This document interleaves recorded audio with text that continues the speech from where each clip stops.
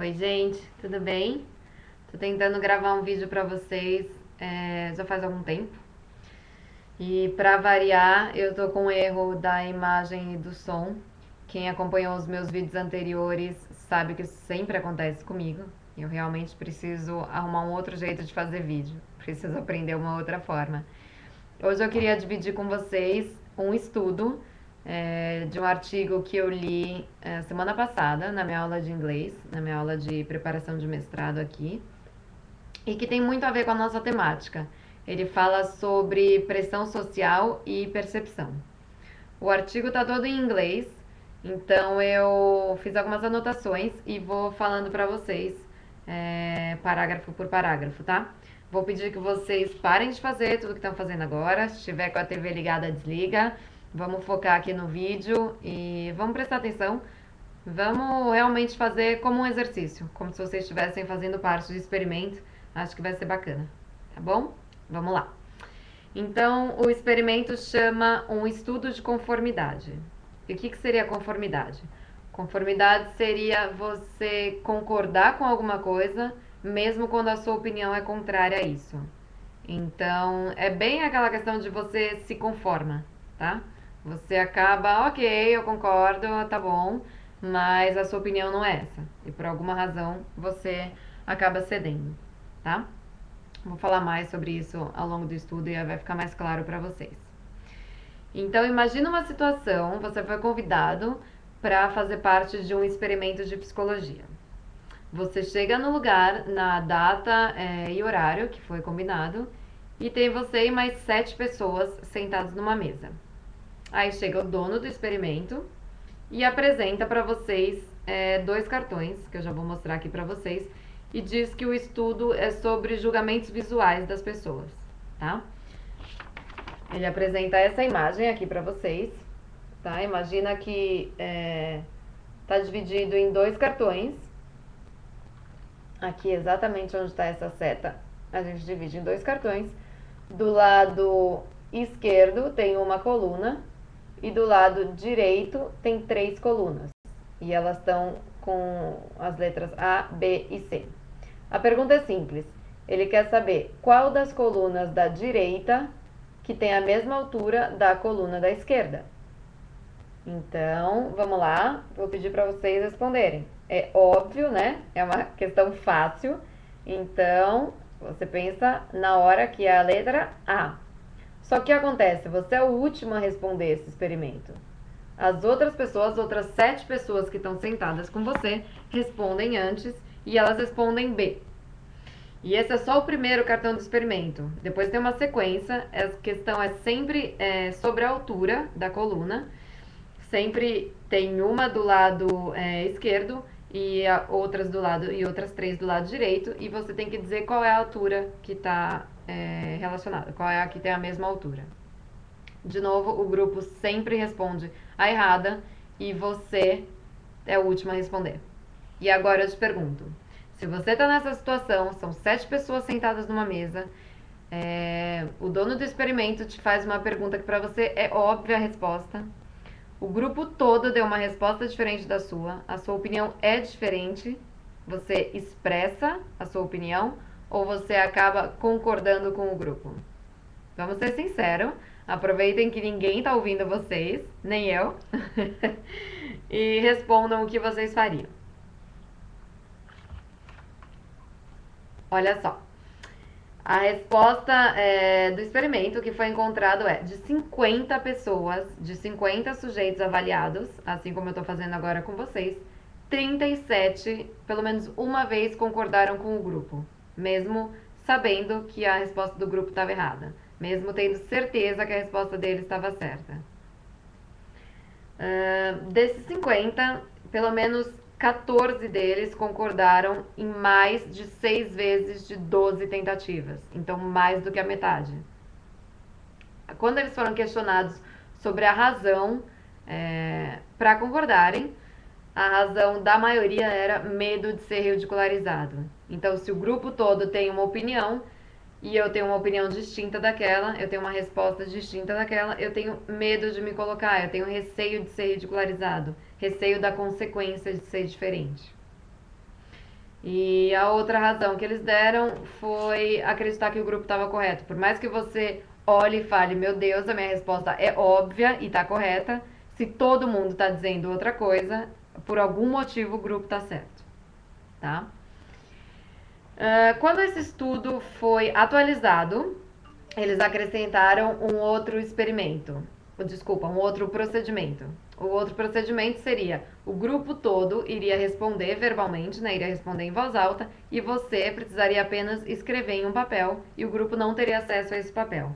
Então, de novo, imagina que o dono do experimento te mostra essa figura, tá? Mostra essa figura para o grupo todo e pergunta qual coluna da direita tem a mesma altura da única coluna da esquerda. Todos eles respondem, por exemplo, C, e você precisa escrever a sua resposta sem falar para o grupo. E aí o que acontece? Acho que vocês já podem imaginar. O nível de conformidade diminuiu para apenas 1/3 do que era o estudo original. Então, o que isso mostra? Que a partir do momento que você pode expressar a sua opinião, que você pode dar a sua resposta, mas que você não precisa confrontar o grupo, que você não precisa mostrar para o grupo que você tem uma opinião diferente deles, você tende a ser mais honesto com você mesmo, mais sincero na sua resposta, tá? A influência passa a ser menor. E aí eles acabam relacionando o estudo com uma situação, por exemplo, vocês vão em um jantar extremamente formal, você chega na mesa, tá em um grupo de pessoas que você não tem intimidade, tá? Imagina que seja um jantar de trabalho, ou você está representando a empresa, alguma coisa assim. E quando você chega na mesa, você senta no seu lugar e você se depara com muitos talheres. Assim, uma infinidade de talheres para cada pessoa e de copos. Você não tem ideia de como agir. O que você faz? Você tende a olhar para quem está ao seu redor e ver como as pessoas se portam e se portar da mesma maneira. Em especial, se for como nesse estudo, algo unânime. Se o grupo inteiro, de repente, começa a se alimentar de fora para dentro, então, ok, esse é tido como correto. Tá? É mais ou menos essa a ideia. Uma terceira experiência com a mesma temática foi o mesmo grupo, as 7 pessoas, mais um sujeito que estava sendo observado. E ao invés dos 7 responderem a mesma resposta errada, um deles divergia do grupo e respondia a correta.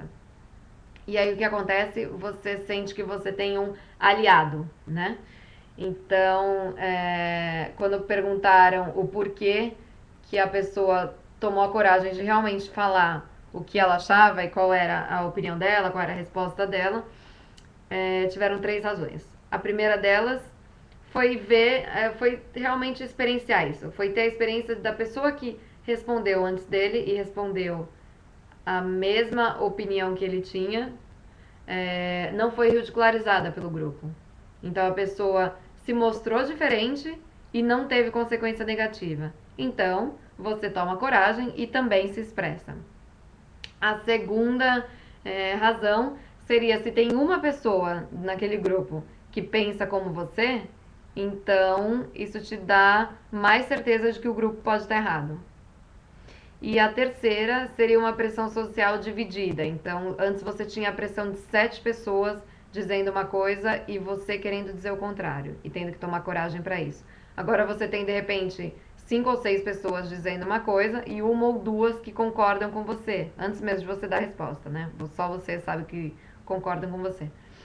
E o que acontece? Você tem pressão dividida, tanto do grupo que está dando a resposta errada, quanto das outras 2 pessoas que concordam com você. Eu não sei se está confuso, é difícil porque o estudo está todo em inglês e eu tenho que ficar adaptando para vocês, mas isso clareou muita coisa assim para mim, foi muito bacana, eu consegui fazer uma relação com o que a gente vive e eu queria tentar passar isso para vocês. Então, sim, um experimento como esse, que é alguma coisa assim tão palpável, alguma coisa tão simples, é tão óbvia a resposta. Mesmo assim, a gente tende a concordar com a maioria por medo de se expor, por medo de ser diferente. Então, vamos imaginar na questão que a gente vive todos os dias, nessa coisa do padrão de beleza, né, do ser magro. do ser magro ser sinônimo de sucesso, ser sinônimo de felicidade, como é tido para a nossa sociedade hoje em dia. Isso explica um pouquinho dessas dietas malucas que a gente acaba incluindo na nossa vida, do quanto a gente machuca o nosso corpo, do quanto a gente não respeita os sinais naturais de fome, de saciedade, de cansaço em relação aos exercícios físicos. Então eu queria propor para vocês que vocês pensassem um pouquinho, não só nessa questão corporal, não só na questão da imagem, mas que vocês pensassem na vida de vocês quantas vezes vocês acabaram concordando com a maioria, mesmo tendo uma opinião contrária, ou uma opinião que não fosse assim tão igual, apenas para ser aceito, apenas para não confrontar, apenas por medo de sofrer as consequências de ser diferente. Vamos pensar um pouquinho no preço de ser nós mesmos. E vamos praticar mais isso, vamos acreditar mais na gente. Tá bom? Eu vou aguardar feedback de vocês. Quero saber o que vocês acharam do vídeo, o que vocês acharam do experimento. E se deu para fazer essa relação, se deu para sair dessa coisa tão óbvia da altura das colunas para as questões mais abstratas da nossa vida. E se ficou confuso, vocês me avisem que eu faço outro vídeo. Tá bom? Tô com muita saudade de todos vocês. Desculpa a correria dos últimos dias. Prometo que eu vou ficar mais presente, tá? Um beijo e até a próxima.